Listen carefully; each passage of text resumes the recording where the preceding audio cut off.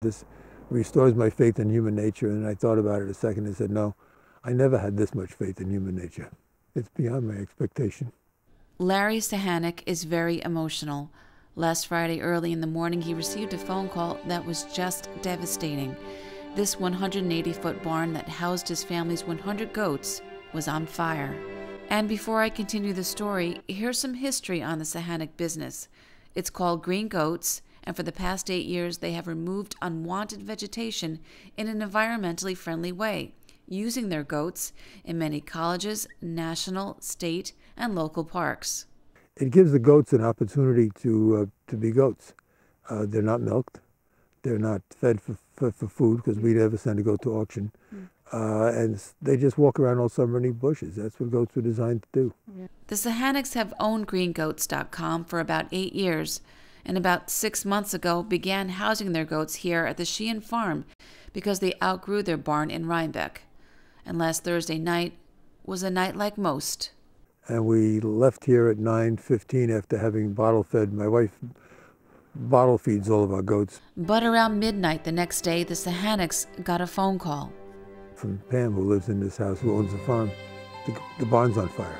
And tragedy struck here at this farm on Hateman Hill Road in Red Hook. You imagine all kinds of things when you come here, but because most people, myself among the most, are optimistic, you think, well, where am I going to put the goats that I get out? You know, how many got out? How many got hurt? But when you get here and everybody's gone, you know, it was like one of those moments, and I repeat this because it's one of the things that'll stick with me forever. In the movies, you always see people try to run into the house and save the God knows what or who knows what. And I walked down among the firemen, and the fireman stopped me. And I said, I got to get down there. I got goats in there. And he was a nice guy. He just, the words he chose to speak quietly were not anymore. And that was the end of it. But out of this tragedy, the Sahaneks realized they have a lot of friends. Some they don't even know. We've had 6 or 8 people who said, I've got 2 goats, I've got 4 goats, I've got 3 goats. Let me give them to you. The Beekman Arms and 2 or 3 other restaurants. We had them from people from as far away as Texas who didn't understand why I couldn't drive to Texas to pick up goats. And somebody from Indiana who said she'll drive them here. As much of a shock as it is, and I don't mean to say we're going to replace our goats because they're like your friends. So you can't replace your friends, you just go make new ones. We have a place to put them until we can accumulate them. And they're going to go out during the summer and do what they do. And we expect by the time they come back, there's going to be a barn standing there from a barn raising. Good old-fashioned neighborhood barn raising. And the celebration will happen sometime this summer. We'll keep you posted on that. People in this community, the farmer community, have raised my level of what I think human nature can be. Thank you to everybody.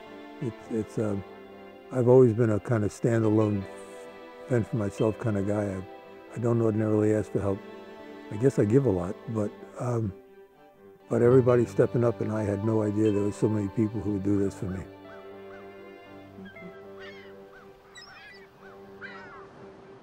So if you'd like to learn more about them, you can like their Facebook page. It's Red Hook Barn Raising, Neighbors Helping Neighbors. And if you want to donate, there's even a GoFundMe link to do that. Reporting for HVNN.com, I'm Donna Ryer.